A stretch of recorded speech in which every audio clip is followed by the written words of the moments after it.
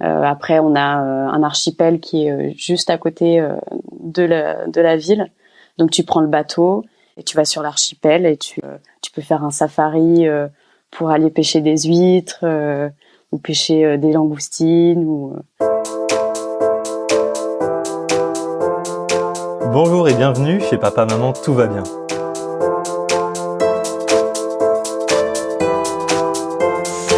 Bon, pour la première fois, Papa Maman Tout va bien ne porte pas très bien son nom. Je sais pas si des papas mamans seraient inquiets de savoir leur enfant partir dans notre pays du jour, parce qu'aujourd'hui on part chez une première de classe.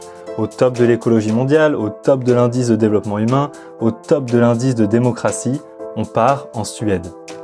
En fait, la Suède, c'est un peu la première de la classe, un peu casse-pied et qu'on n'a pas envie de côtoyer. Elle est tellement parfaite qu'elle a même créé le prix Nobel pour récompenser les humains parfaits. Et pourtant, derrière ce petit côté insupportable, la Suède, c'est un petit paradis en Europe. On parle de plus de 20 000 lacs sur un territoire plus petit que la France.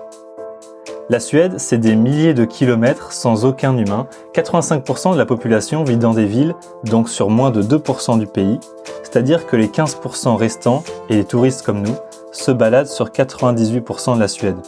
Je recommence, parce que c'est important, 15% de la population du pays entier se balade sur les 98% du pays entier. La Suède, c'est grand, c'est vert, c'est belle, c'est si grand qu'il faut y passer plusieurs années pour l'apprécier à sa juste valeur, et ça tombe bien, car Hélène, ici présente, a eu la chance d'y passer plus de 3 ans. D'abord en VIE, puis en contrat plus classique, elle a pu se balader entre lacs et forêts, goûter quelques spécialités et approcher quelques élans. Elle va nous raconter ce qu'elle a vu, goûté, appris en Suède, la première de classe verte. Hey Hélène! Hey! Tusen tack, tack beaucoup de nous permettre de nous balader sur ce territoire grand, vert et beau. Alors habituellement dans Papa Maman Tout va bien, j'appelle des pays soit dangereux, soit en guerre, soit pauvres, très différents de la France et souvent très exotiques. Mais la Suède, ça sonne pas très exotique, c'est pas loin, c'est très riche, c'est très blond, c'est très vert. Depuis la France, j'imagine qu'il n'y a pas tant de différence que ça. Est-ce que je me trompe? Est-ce que toi, quand t'es arrivé, tu t'es senti ailleurs quand t'es arrivé pour la première fois en Suède? Qu'est-ce qui t'a surpris dès le début? Alors, effectivement, tu as bien résumé la Suède. C'est un grand pays très vert, avec des grands lacs, très axé sur l'écologie, le bien-être, en avance sur beaucoup de points. On est effectivement, la population est assez rassemblée et concentrée dans le sud du pays, notamment dû au climat. Au nord, qui est un peu plus rude. On est à peu près 10 millions d'habitants pour un pays qui est quasi aussi grand que la France, un petit peu plus petit comme tu l'as dit. Et oui, il y a beaucoup de nature, donc ça se traduit par le fait que dès que tu sors un petit peu de la ville, t'es tout de suite au bord de la mer ou au bord d'un lac, en pleine forêt, au milieu de nulle part, sans personne à côté. Donc c'est très agréable. Mais la Suède, ce n'est pas non plus que ça. Il n'y a pas que ce côté parfait et première de la classe, comme tu l'as dit. Il y a une face un petit peu plus cachée qui est un peu moins cachée aujourd'hui. C'est la guerre des gangs. C'est un gros fléau en ce moment en Suède qui est apparu il y a quelques années. Donc c'est des gangs qui font des trafics d'armes ou de drogue en général. Et c'est une situation qui est malheureusement actuellement en expansion ces dernières années et qui s'empire ces derniers mois. Donc il y a beaucoup de règlements de compte entre les gangs et malheureusement parfois tu as des balles perdues et donc des victimes collatérales. Et ils font aussi appel à des jeunes suédois aujourd'hui pour tuer leurs rivaux. Donc tu te retrouves aujourd'hui avec des jeunes qui ont 15-16 ans et qui ont commis un crime pour les gangs. Donc c'est vrai que c'est une image qu'on n'a pas du tout l'habitude d'avoir de la Suède, ou qu'on ne voit pas.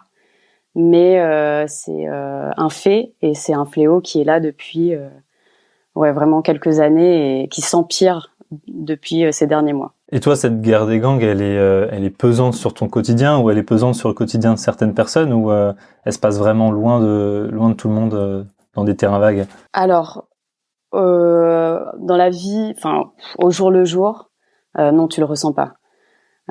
Ça se passe en périphérie des villes généralement. Après, le phénomène en ce moment, c'est que les gangs commencent à s'infiltrer de plus en plus dans la ville et commencent à avoir leur règlement de compte un peu plus ancré dans le centre-ville. Moi, j'ai jamais vu de règlement de compte comme ça, tu vois. Mais on entend dans l'actualité, dans les journaux, que oui, dans cette rue-là, il y a eu un règlement de compte, il y a eu cette explosion. Donc, ça touche un peu plus la population qu'avant, malheureusement. Mais voilà, moi, pour le coup, je me suis jamais sentie en insécurité quand je sors le soir ou voilà, quand je vais faire mes courses. Quand je vais me balader, je me ressens pas du tout en insécurité. D'accord. Et on parle d'un événement par an, on parle d'un événement tous les mois. C'est comment? Parce que toi, du coup, tu es à Göteborg, donc au sud. Tu m'as dit il y a 3 grandes villes, il y a Stockholm, Göteborg et Malmö. Oui. C'est dans ces 3 grandes villes et c'est tous les mois ou c'est quoi comment ça se passe?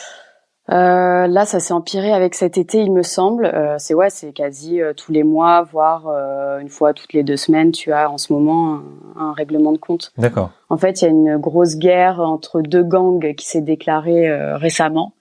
Et du coup, ils arrêtent pas de se rendre les coups. Donc voilà, c'est de pire en pire, quoi. Ouais, donc c'est pas aussi safe que ce que je disais dans l'introduction, du coup. Non, mais c'est vrai que c'est pas du tout l'image qu'on a de la Suède. Ouais. Même moi, quand je suis arrivée, c'était pas le cas comme à ce point-là, tu vois. Ça s'est vraiment empiré ces derniers temps parce que voilà, il y a 2 gangs qui vraiment s'affrontent de plus en plus et la police est complètement dépassée. Donc ils sont même à appeler l'armée pour venir les aider. Mmh. D'accord, bon, très bien, merci pour cette mise au point. Mais sinon, Suède n'est c'est pas un si pays parfaite. magnifique. Oui, on va en reparler. Mais en fait, avant de parler de tout ça, moi j'ai une grande question parce que la Suède, la Norvège, je l'ai envisagé dans ma vie future. Mais il y a un sujet qui m'inquiète le plus et je pense que c'est le plus gênant dans le fait de vivre en Suède. Peut-être pas pour toi, mais j'ai l'impression que c'est ça. À Göteborg, où tu habites depuis 3 ans, en hiver il y a 5-6 heures de soleil. Si tu comptes le coucher et le lever de soleil, il y a en gros 3-4 heures de bon soleil qui réchauffe. Et ça, c'est quand il fait beau. Qu'est-ce que ça fait de vivre plusieurs mois dans le noir? Est-ce que au travail c'est adapté pour que vous sortiez à la pause soleil? Voilà, comment tu le ressens toi, le fait qu'il n'y ait pas beaucoup de soleil dans la journée l'hiver? Alors oui, effectivement, l'hiver, t'as moins de lumière, ça c'est sûr et certain.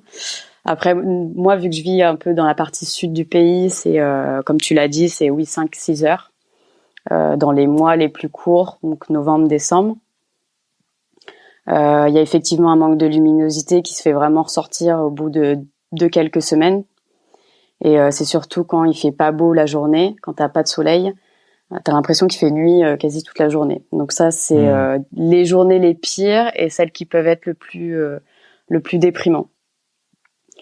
Après, oui, au boulot, après tu sors le midi pour aller prendre l'air, tu vas prendre le soleil pendant une bonne demi-heure, tu fais en sorte de t'adapter à cette saison.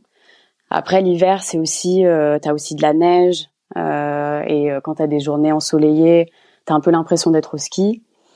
Ouais. Généralement, on a des températures assez négatives, donc t'as les lacs qui gèlent aussi. Donc t'as les gens qui vont faire du patin à glace ou du hockey sur glace, ou alors ils vont aussi faire du ski de fond. Donc ça vit un petit peu quand même l'hiver, mais c'est aussi une période d'hibernation sociale pour les Suédois. Donc vraiment, il faut que tu aies ton chez-toi qui soit assez cosy. Ils appellent ça le fredagsmys. C'est le vendredi après une journée de boulot, enfin une semaine même de boulot en hiver. Tu rentres chez toi, tu restes à coucouner chez toi et en fait ils font en sorte que leur intérieur, leur déco intérieure soit très coucoune, très cosy pour pouvoir passer ces mois d'hiver qui sont un petit peu moins agréables. Donc c'est en mode des petites loupiottes, lumière tamisée, des bougies, des plaids. Enfin voilà, ils sont un peu à fond là-dedans. Ouais. C'est pour ça que l'architecture intérieure suédoise est réputée? C'est pour cette raison justement ou rien à voir? Ouais. Ils sont tellement, c'est très très important pour eux, tu vois, d'être bien chez soi parce que l'hiver, tu passes la plupart du temps à l'intérieur en fait, vu qu'il fait nuit tout le temps en plus. Donc il faut que ton intérieur soit agréable et que tu te sentes bien chez toi. Et c'est effectivement pour ça que la déco suédoise et scandinave en général est assez réputée. Après, c'est aussi une période où tu vas au sauna, voilà. Et puis la période de Noël, les Suédois sont à fond Noël, donc t'as des décos de Noël partout. Tout le monde a chez soi la même petite lampe un peu en forme de chandelier qu'ils allument. Donc tu vois dans toute la ville, toutes les fenêtres qui sont éclairées un peu avec les mêmes lampes. En fait, t'as une atmosphère un peu féerique de Noël là-bas. Et c'est un peu comme en France où t'as les marchés de Noël. Ils ont aussi des étals avec du vin chaud assez épicé qui s'appelle le glögg, que tu dégustes avec un petit biscuit au gingembre. Enfin voilà, c'est une période qui s'adapte, on va dire. On s'adapte à l'hiver, au froid et à la nuit. Et toi, cette période, parce que on en parlera peut-être après, mais toi, tu vas t'installer, tu vas pas partir demain. Ça t'a pas donné envie de partir? Genre, c'est vivable, quoi. Passer 4 mois avec très peu de soleil, c'est pas si gênant. Alors, pour être honnête, au début, ça allait parce que j'avais prévu un voyage en Suède, en Laponie. Donc ça m'a un petit peu, j'avais un objectif, tu vois, pendant mon hiver et ça m'a un petit peu motivée. C'est vrai que l'hiver dernier, la période janvier à mars a été très longue et assez déprimante parce que, tu vois, c'est la période après Noël. T'as les jours qui se réchauffent un petit peu, mais du coup t'as plus de neige, t'as que de la grisaille. Il fait à peu près 0 degré, il pleut souvent. Donc là, c'est assez déprimant. Donc oui, je l'avoue, j'ai pris des vitamines D pour m'en remettre. Mais ouais, en fait, ça dépend des périodes. Je pense qu'il faut se prévoir des petits voyages en Suède ou tu vois aller au ski ou bouger un petit peu parce que c'est vrai que ça peut être vite déprimant et on peut vite mal le vivre. Ouais. À l'inverse, quelques mois après, on se retrouve avec du soleil tout le temps, quoi. Ouais. Bah l'été c'est parfait en fait. Tu as le soleil qui se lève à 4 heures du matin, bon, ce qui est quand même très tôt. Donc faut avoir des bons rideaux et t'as le soleil de minuit un peu dans le nord. Nous on l'a jusqu'à 23h, 23h30. Donc ça te fait des nuits assez courtes. Mais du coup t'as des journées qui sont très très longues et les Suédois pour le coup sont tout le temps dehors en fait. T'as beaucoup d'activités dehors et il y a une vraie vie à l'extérieur qui se passe. C'est fou, c'est vraiment un autre rythme de vie, parce que dans tous les pays que j'ai appelés jusque-là, c'est le même rythme de vie, c'est juste la vie qui est différente. Mais là, on parle d'un rythme d'hibernation et ensuite d'un rythme d'être tout le temps dehors. Ah ouais, c'est totalement ça. Et on s'en rend compte, dès que le printemps arrive, tout le monde est dehors, tout le monde sourit, tout le monde est content. C'est fou. En fait, les gens vivent avec la nature et le climat, quoi. Ok. Bah super, merci pour ces petites réponses. On va parler de Göteborg maintenant. Comment c'est, je dis bien Göteborg? C'est Göteborg, mais Göteborg. Ça marche aussi. Comment c'est la ville dedans? Est-ce que, bon, du coup, il y a hiver-été, je sais pas comment on peut faire ça, mais est-ce qu'on peut aller avec toi dans Göteborg, marcher dans les rues? Qu'est-ce qui se passe? Comment ça se passe? La journée, le soir, est-ce qu'il y a des sorties, ce genre de choses? Ouais, tout à fait. Bah, Göteborg, c'est la deuxième plus grande ville de Suède, du coup. Donc, c'est une ville qui est quand même très dynamique. Pour le tourisme, ça a été la ville qui a été élue la destination la plus éco-responsable au monde parce qu'il y a un développement au niveau des activités touristiques qui sont très éco-responsables, les hôtels sont éco-responsables.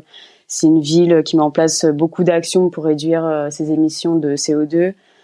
Donc, tu as tous les transports qui sont électriques. Voilà, ils essaient de créer un environnement de vie sain pour la population. Donc, tu as des parcs partout, tu as de la nature partout. C'est une ville qui est à la pointe de la technologie. Et à côté de ça, tu as quand même une vie vraiment dynamique au niveau culturel. Donc, tu as beaucoup de musées, tu as des expos, tu as des concerts, tu as des gros festivals qui se passent l'été.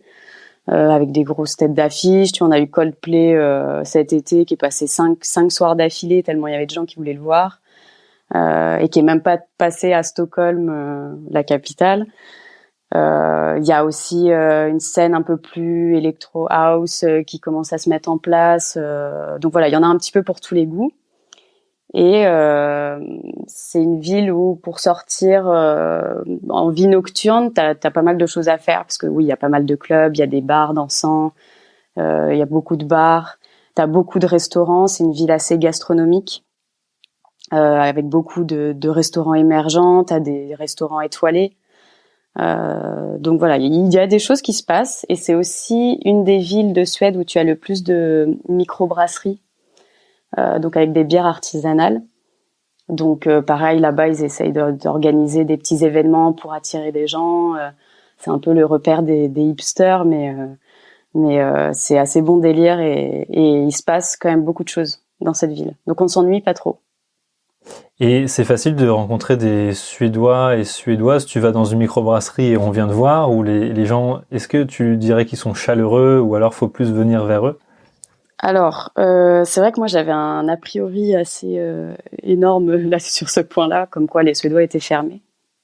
Et c'est vrai que au premier abord, j'ai été assez surprise parce que bah voilà, quand j'ai rencontré mes collègues ou les gens dans les bars, je trouvais qu'ils étaient assez avenants, que la communication était plutôt facile. En plus, vu qu'ils parlent tous anglais, donc ouais, la communication est vraiment facile. Ils viennent te parler comme si t'étais quelqu'un qu'ils connaissait. Mais par contre, ça va pas plus loin. Tu vois, ils vont pas t'insérer ou t'intégrer dans leur groupe de potes proches. Tu restes dans la sphère t'es un collègue ou je t'ai rencontré au bar ou alors t'es un pote de la salle de sport. Tu vois, ils mélangent pas tout. En fait, je pense qu'ils sont pas très enclins à avoir des nouvelles amitiés, donc c'est un peu dur tu vois, de forcer un petit peu le truc et de se dire, tu rencontres quelqu'un dans un bar, un Suédois, tu vas pas lui dire, bah viens, on se fait une bouffe demain soir. Déjà, ils sont pas du tout spontanés. Faut prévoir 2 semaines à l'avance le truc. Et puis, si tu viens de le rencontrer, ça se fait pas, tu vois. D'accord. Donc, Donc ça prend du temps. Tu connais du monde qui a réussi à avoir un groupe de potes suédois sans être suédois ou suédoise? bah, on a quelques potes suédois quand même ici. Mais c'est vrai que la plupart de mes amis, de mon cercle d'amis, c'est des expats en fait. Donc c'est pas évident. En fait, je pense qu'ils ont du mal à inclure des personnes qui connaissent pas vraiment ou qui font pas partie de leur cercle d'amis de longue date.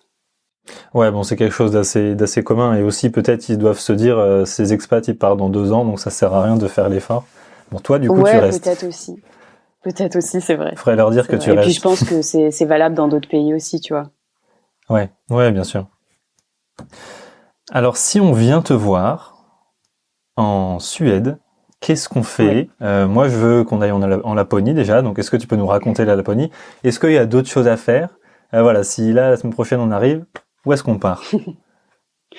Alors déjà, tu viens de l'hiver, Ah ouais, enfin le j'ai peut-être début de mal choisi. l'hiver. Non, tu viens à la bonne saison pour pour cueillir des champignons. Ok, Ça, super. c'est bien.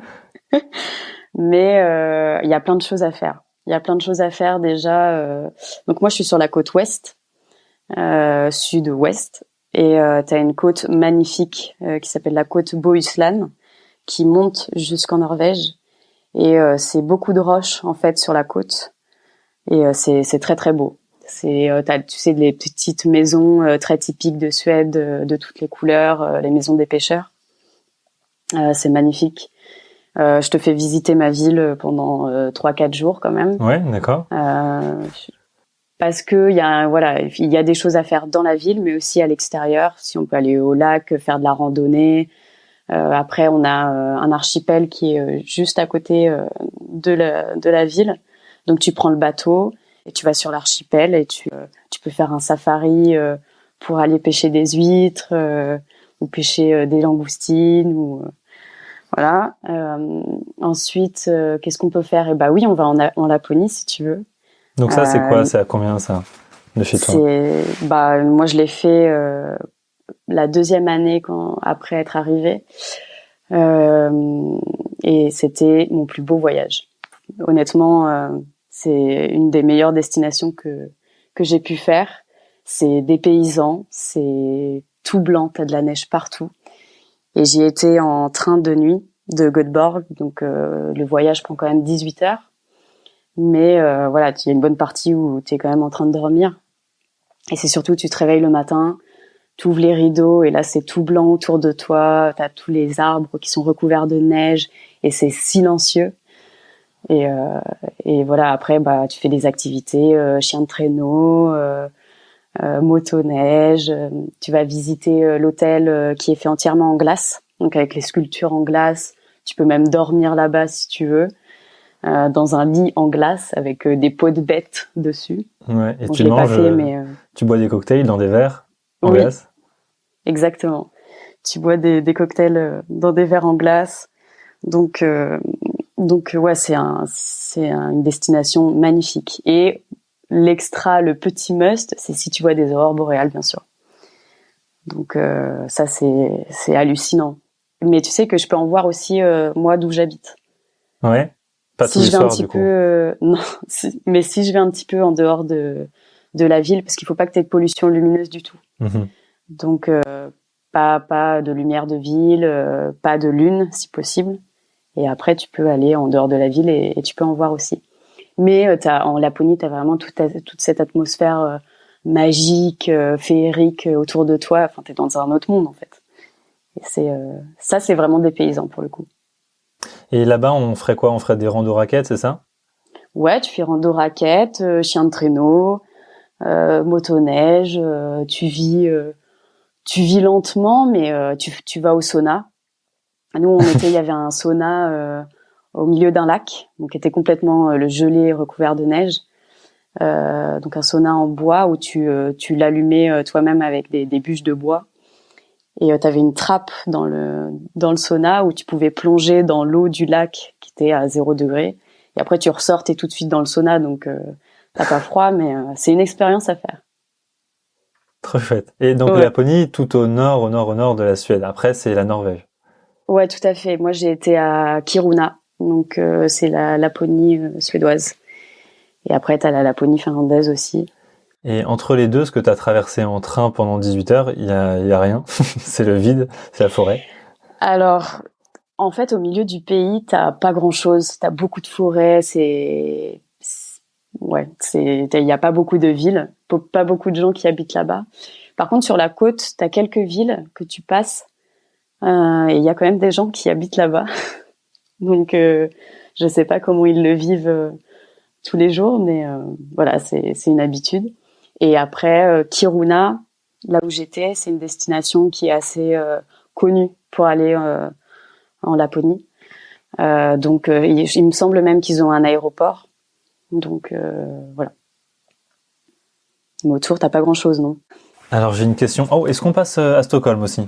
Il y a de quoi faire à Stockholm? C'est Oui, comme oui, oui. Göteborg? Et ben, en fait, sur le chemin, tu fais Göteborg-Stockholm avant de prendre le train de nuit. Donc, on peut s'arrêter à Stockholm. Et Stockholm, oui, c'est à visiter quand même, c'est la capitale. C'est très beau. Et ça fait plus ville dynamique et capitale que Göteborg. Ça bouge un petit peu plus. Mais ça reste aussi très nature. Ça reste très suédois, tu vois. Mhm. Alors quelque chose que tu me disais, c'est que Göteborg, en moins de 30 minutes, tu te retrouves dans la campagne avec plus personne, avec juste des lacs et de la forêt, quoi. Ouais. Ouais, ouais. Ben, c'est ça que j'adore ici, en fait, c'est que je peux être en pleine ville et je prends le tram et en un quart d'heure, je suis dans une grande forêt au bord d'un lac et tu peux vite être tout seul en fait et c'est hyper agréable. Excellent. Et il fait pas trop froid, tout ça, parce que je me dis, si là on part en randonnée la semaine prochaine, ça caille en ce moment, non? Alors en ce moment il fait 15 degrés Ça donc va. ça va. Mais bon, faut prévoir la petite laine pour le soir, ouais quand même. C'est mieux, c'est mieux. Faut prévoir l'équipement, mais même si tu vas en Laponie, faut que tu prévois tout. Hein. Les petits gants, la sous-couche de gants, les moufles, le bonbonnet. Enfin, après là-bas, ils te prêtent aussi. Ça où tu vas, mais généralement ils te prêtent des combinaisons pour faire de la motoneige ou du chien de traîneau, tu vois. Ouais. Alors j'ai une petite question traditionnelle, donc je sais pas si tu l'as mise de côté ou tu nous l'as dit, peut-être la Laponie c'est ça, ton aventure exceptionnelle. Dis-moi si tu l'as Ouais. mis de côté, donc la question traditionnelle c'est que tu racontes une aventure exceptionnelle que tu as passée. Est-ce que tu en as une autre ou est-ce que tu as préparé cette question ou est-ce que c'est la Laponie que tu viens de nous raconter? Parce que moi ça me suffit, hein, c'est assez exceptionnel comme aventure. Bah honnêtement oui. Enfin comme je te l'ai dit, c'est un de mes meilleurs voyages. Donc après en Suède, oui, t'as plein d'endroits à découvrir et qui sont magnifiques. Cet été, j'ai été camper dans le sud-ouest de la sud-est pardon de la Suède. Et là, c'est encore des paysages totalement différents. C'est des plages de sable blanc. Enfin, t'as pas l'impression d'être en Suède, tu vois. Mhm. Et t'as des pins. C'est un peu comme les Landes. Et du coup, c'est hyper dépaysant. Et ce qui est intéressant en Suède, c'est que tu peux camper un peu n'importe où, tant que tu salis pas autour de toi, que tu fais attention, que tu ramasses tes déchets, etc. Tu peux camper généralement un peu où tu veux. Donc c'est l'idéal quand t'es en camping et que t'as envie de te balader et de te poser à plusieurs endroits dans plusieurs villes. Donc et c'était un. Ce qui est bien en Suède aussi, c'est que tu vois, t'as des paysages très divers selon la région où tu es. Donc on s'ennuie pas trop là-dessus. Qu'est-ce qu'on mange en Suède? Parce que si on s'ennuie pas et qu'on a froid, j'imagine qu'on mange des grosses raclettes ou des trucs comme ça. Non, Ah ouais? malheureusement non. Non, pas de grosses raclettes. En fait, les Suédois, ils ont pas une culture gastronomique aussi développée qu'on a en France. À chaque fête, ils mangent un peu tout le temps la même chose. Donc, par exemple, à Noël, à Pâques, à Midsommar, qui est la fête de l'été. C'est une énorme fête, c'est limite plus gros que Pâques ou peut-être pas de Noël, mais en fait, ils célèbrent l'été en juin. Et en fait, ils mangent un peu tout le temps la même chose. Ils mangent des pommes de terre, du poisson, comme du hareng, du saumon, et voilà, avec ou aussi les boulettes de viande. Ça, c'est un grand classique. Mais ouais, c'est pas la meilleure partie de la Suède, la Ouais. nourriture, C'est vrai j'avoue. que j'imaginais les fondus, les raclettes et tout, mais en fait non, faut aller Mais dans des restaurants non, français pour mais avoir ça. non. Mais oui, Ou mais suisse. il y a que ça chez nous en fait. Et c'est vrai que moi, ça me manque. Donc je suis bien contente quand je rentre en France de temps en temps. Ouais. Il y a pas un petit restaurant français ou suisse à Göteborg? Ou alors faut le créer, Si, hein, faut faire quelque chose. si, non, non, t'inquiète. Il y en a un. Il y en a un. Et justement, il y a pas si longtemps, il faisait vraiment pas beau et on est allé se faire un Mont d'Or dans ce resto-là. Tu sais, Mont d'Or au four, Ouais, un ouais. peu en mode raclette avec la charcuterie, les pommes de terre. Et c'est vrai que ça fait plaisir parce qu'en plus, ils importent des fromages de France. Donc, t'as du Sainte-Maure, t'as de la Tome, t'as des Monts d'Or, t'as du Morbier, t'as tout ce que tu veux. C'est un peu Hmm. plus cher, effectivement, mais bon. Une fois de temps en temps, ça fait plaisir. Ouais, bah justement, c'est cher la Suède. Alors à l'époque, je sais pas si c'est toujours le cas, mais une couronne, donc une krone, c'était 10 euros si je m'abuse. Oui. C'est toujours le cas comme ça? Non, actuellement, la couronne est très basse par rapport à l'euro. Donc, ce qui fait qu'on a un pouvoir d'achat qui est très diminué. Si tu vis en Suède et que tu restes en Suède, c'est ok. Mais dès que tu voyages, si tu vas en France ou en Europe, même au Danemark, chez nos voisins, Tu le sens. là, ça coûte cher. Ça coûte très très cher.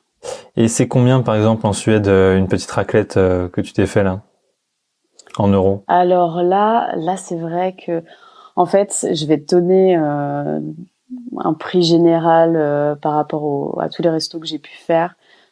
Pour une personne, tu peux t'en sortir pour 40 € Hmm. un dîner. Ok, donc quand même un Mais petit ce qui coûte budget. le plus cher, c'est le vin en fait. Ouais. Un verre de vin, ça va être 15 € tout de suite. Et une Donc pinte de bière dans une microbrasserie, on est pas loin de 10 euros automatiquement.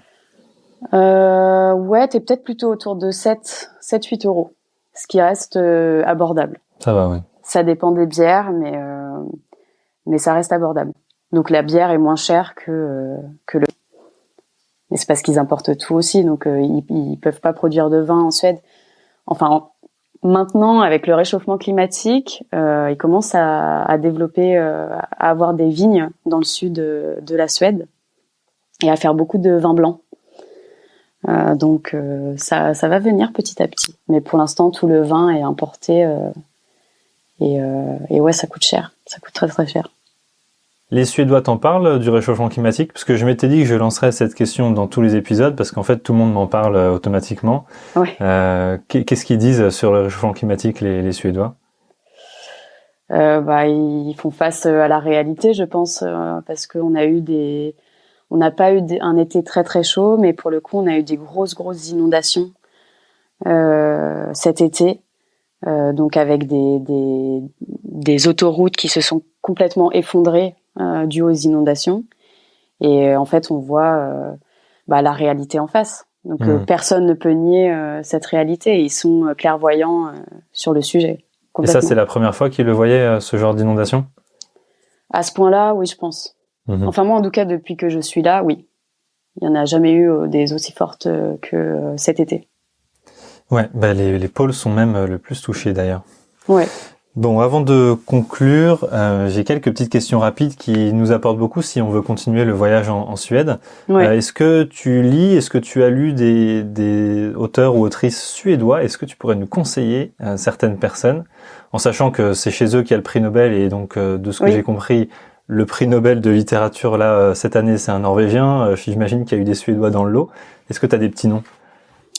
Alors, une écrivaine qui est assez connue en Suède, c'est Camilla Läckberg, qui écrit beaucoup de romans plutôt policiers et des thrillers. Et en fait, elle s'inspire un peu des côtes suédoises, un peu abruptes, tu vois, ou des forêts un peu sombres d'hiver. Et voilà, elle fait des histoires autour de ça. Et c'est pas mal. C'est des bonnes histoires. Et alors une musique, tu t'en doutes, question suivante, une musique ou un ou une artiste de Suède qui peut nous faire voyager? Alors, moi je ne suis pas particulièrement fan, mais c'est Håkan Hellström. C'est une star ici en Suède que tout le monde adore. Et il fait un peu plus... c'est un peu du rock, mais ça reste un petit peu mélodieux en même temps. Donc, enfin mélodique, pardon. Et voilà, c'est un style de musique que moi je ne suis pas hyper fan, mais voilà, c'est vraiment si tu veux écouter un truc suédois, c'est Håkan Hellström. Comment tu l'écris? Alors, il me semble que c'est avec un H, c'est H-A K, Håkan A-N, et après. Ah oui, Håkan Hellström. Ok, je l'ai. Tu D'accord. l'as? Eh ben, j'irai écouter tout ça. Est-ce que tu aurais une petite anecdote que seules les personnes qui ont habité en Suède peuvent connaître? Alors, j'en ai plusieurs. Ok, super. Il y a en premier les snus. Je sais pas si tu connais. Pas du tout, j'ai pas habité en Norvège, donc ça, c'est bien. C'est une bonne anecdote. Et ben les snus, c'est leurs cigarettes. En fait, ils ont pas de, enfin si ils ont les cigarettes, mais eux en fait ils ont des petits sachets de tabac qu'ils mettent sous la gencive, dans la bouche, et en fait c'est leur manière de fumer des clopes. Donc c'est leur tabac.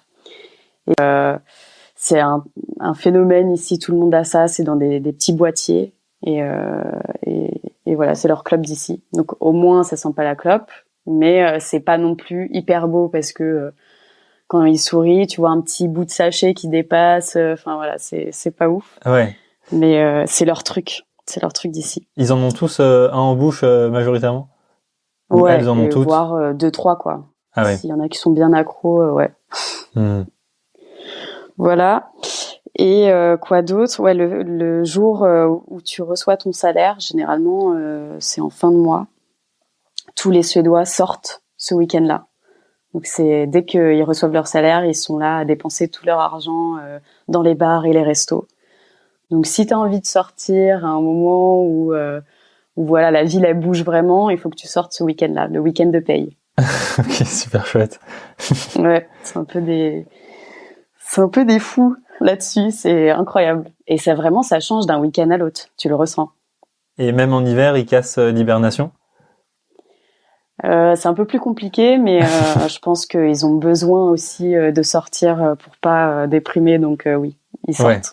Ok, on touche à la sacro-sainte hibernation une fois par mois alors. Oui, exactement.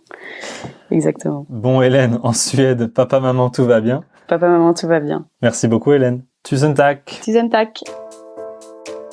Il y a quelque chose de très perturbant dans ce podcast, c'est que plus je fais des épisodes et plus j'ai envie de voyager, et que ce soit en Suède ou au Soudan, j'ai la même envie d'aller me balader entre les pyramides ou aller me balader entre les lacs. J'ai la même envie d'aller vivre à Khartoum et faire du canoë sur le Nil que d'aller vivre à Göteborg ou d'aller en Laponie pour voyager.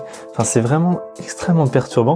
Dites-moi si vous aussi vous avez les mêmes sentiments et dites-moi ce que vous avez pensé de cet épisode. N'hésitez pas à m'envoyer un message sur papamamantoutva-bien@gmail.com, directement sur Instagram à papamamantoutva-bien, ou par, si vous me connaissez personnellement ou si jamais vous me retrouvez, à m'envoyer un message en message privé.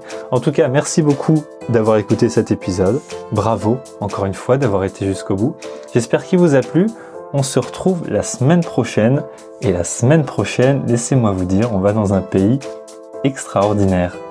Merci à tous et à bientôt. Et n'oubliez pas, quand on voyage, papa, maman, tout va bien.